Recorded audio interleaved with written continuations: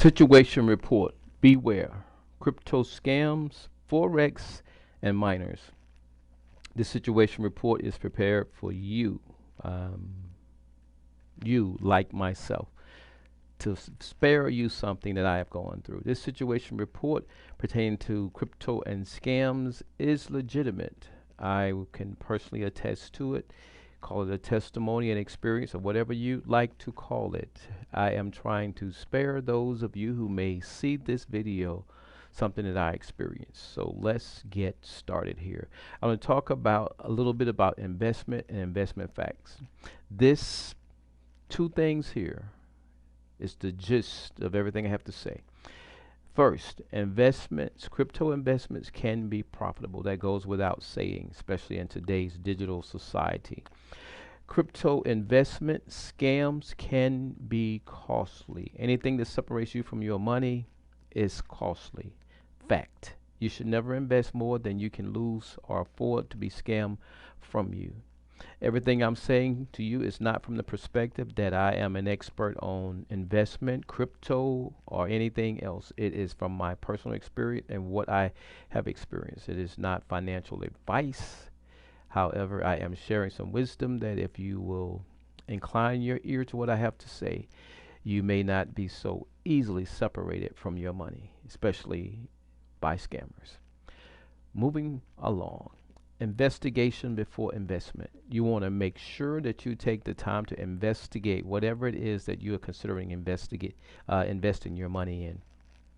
Take your time, inquire, ask the questions, make sure that you're satisfied before you invest. Check and recheck. Invest with confidence. If you don't feel confident about it, leave it alone. Don't ignore the red flags and don't ignore your gut feelings. This little picture here is where money was sent. It wasn't a small amount at this particular incident, but the thing I want you to see is this question here where it was asked, are you there? Anytime you're dealing with business with someone and you're asking a question, are you there? You pray and you would hope that they are. But in the event that they are not, that kind of assures you that you have made an error or you have made a mistake. I hope you never find yourself in that situation. This little picture here in the middle, I'll give you a larger picture of that as we move forward. But this is the individual that I was dealing with that end up I was asking, are you there? Notice that number. This number here I plan to post all over anything I have access to, and hope that someone else that sees it, it might send up a red flag. And I know this person can change his number probably within 5 or 10 minutes. But at the same time, I would rather like to know that I made a difference and save somebody the heartache that I kind of went through and being parted with my money. So moving forward here, um, scam request for money to get money to invest. This was what was sent here. This little picture here, when you see this, this is all it takes to send crypto to someone. And with someone that's willing, able, and skilled enough to talk you through it, that's how easy it is to part with your money. For someone that doesn't know what I know, and you're willing to follow someone that has gained your trust, it's just a matter of as simple as taking a picture or a selfie and your money is gone. That's not important as far as how quickly, though. We want to talk about the things surrounding what makes it risky. So, observations and lessons learned. Things I want to share with you. Scammers are referrals or strangers that seek you out. And what I mean by referrals or strangers that seek you out is this. When you go on the internet and you went to my page, you see what I have posted there. And it might very well represent who I am and my accomplishments in life. But if someone was to steal my page, hijack my page, hack my page to the point that they are able to use my page, send messages whereas I would have sent them, no one would ever know the difference unless they really knew me. And that's what I mean by referrals or strangers that seek you out. You never know who it is you're talking to until you have assured yourself. Remember, I said inquire, inquire, inquire. Scammers are people that present you with opportunity to profit. Scammers are overly assuring and accommodating. And let me say this, the reason that I'm doing this isn't just because this was a scam. It's because it was so much and appeared to be so legitimate. When you look at the two terms up top, Forex and miners, this is two areas where crypto is money is there to be made. And there are individuals that are making money, but unfortunately, there are individuals that are out there that know this, and they're looking to get money the easy way to scam innocent people out of their money. And the more elaborate their scam, the more likely they are to accomplish it. So my intent with doing this video is to educate someone that they may be at least overly concerned when they encounter someone, and to the point that they may avoid both, actually either making the money or being scammed out of the money. If a person is going to be legit, uh, the opportunity will be there. If they're not, you want it to pass you by. Okay, the other thing is scammers seek to gain your trust and confidence. And how do they do that? I'll tell you before I'm done with this video. Things to consider. Keep these things in mind here. Scammers take advantage of our ignorance. And where it's not our ignorance, it could very well be our desires. In my case, it was a matter of my looking to make money. And I didn't go looking for it. Someone brought it to me. Get that, someone brought it to me. If someone brings something to you, make sure you know who it is that's bringing it to you. There are scammers. People are professional scammers on this internet. Just like there are others who have the knowledge to help and assist, there are others who have made their living scamming. Don't be their next victim. Scammers take advantage of our ignorance, our desires, and they do not take our funds. We actually give them away. The person that has me as frustrated as I am now didn't go into my wallet or do anything. It was things that I sent because of I was convinced of what appeared to be legitimate, which is the other reason why I'm doing this for you. Take time to know what you are, not just what, but what and who you are investing in. It may not be your neighbor. It may not be your friend. The person that your neighbor or friend referred to you may not be who they thought that person was. So you want to make sure that you know before you invest. This picture here may be an injustice to this person here. I'm not sure. I believe it's a possibility this is someone's page that was hijacked or stolen. But this is the thing that I encountered. Beware. Someone from Facebook sought me out. Page that looked very much like mine. Someone that appeared to be spiritual, family, married, and the conversation was about investment, light investment. Nothing that was pushy or whatever the case may be. So as I agreed to try a small amount, and I did, I'll tell you how the story went from there. But what ultimately ended up happening was there was a problem with the investment, and it appeared my money was lost. And here comes part two, which actually saved the day. Now this person here did everything on WhatsApp, and there was some personalities, and I'll explain it in the end, that I should have called on. As a matter of fact, I did.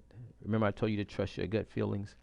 You're going to have to do that if you're going to be successful and if you're going to avoid a situation like this.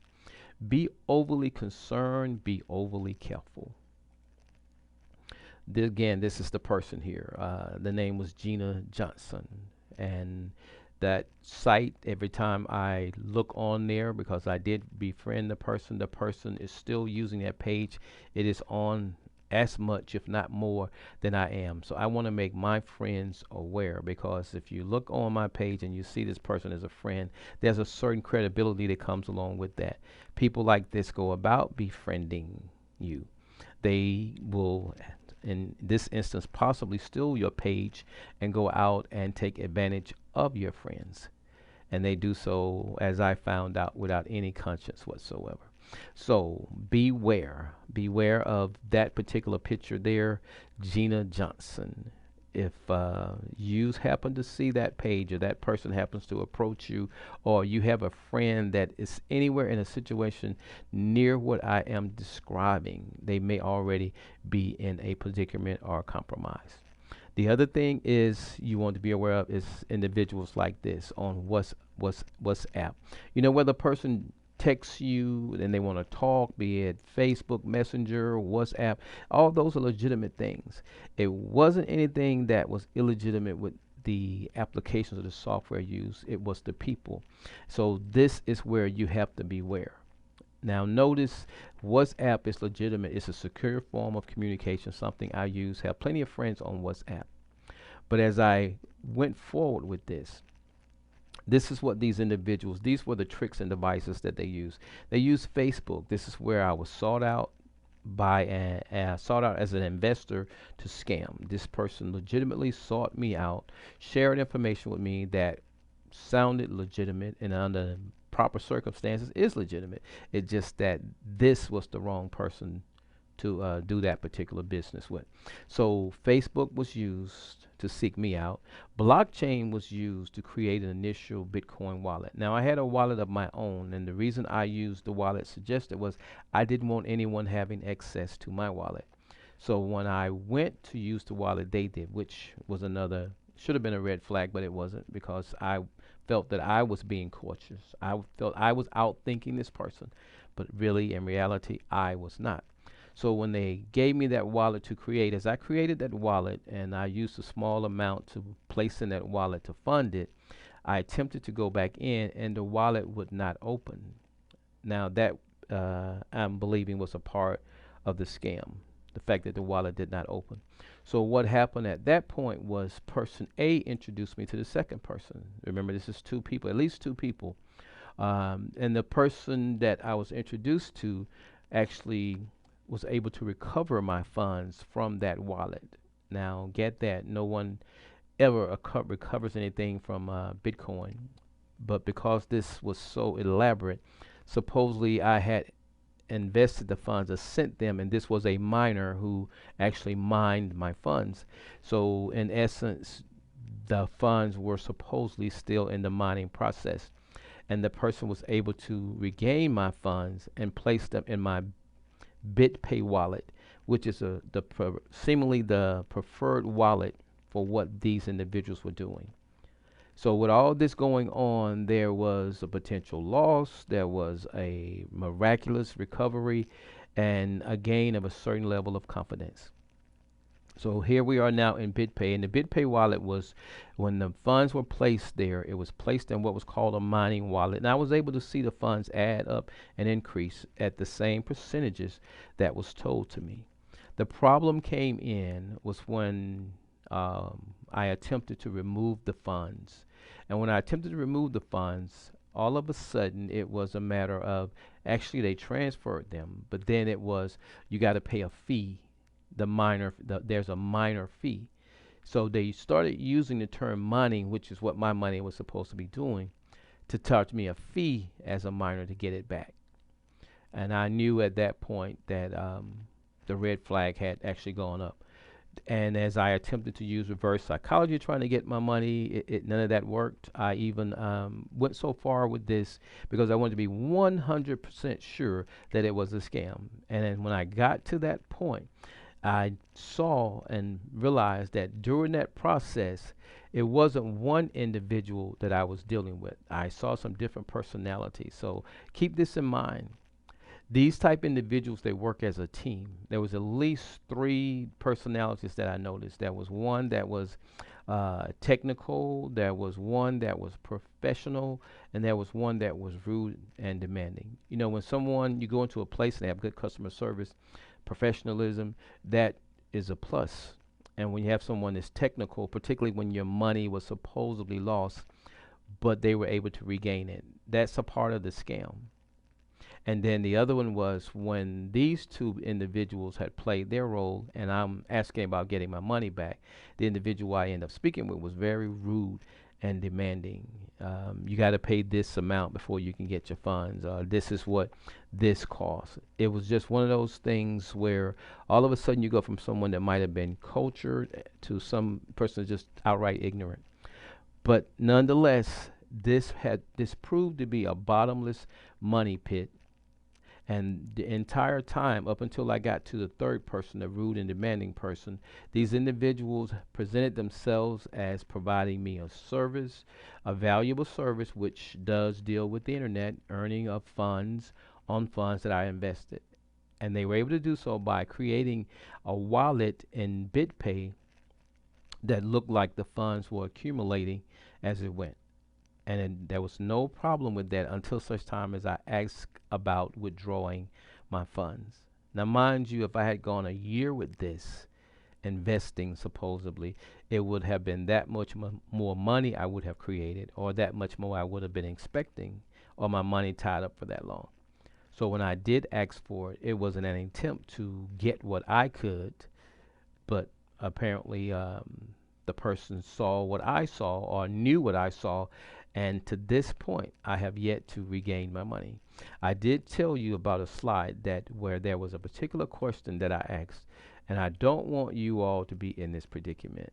If I can get back to that slide, it'll bring home my whole point in doing this. It wasn't so much, this is it right here.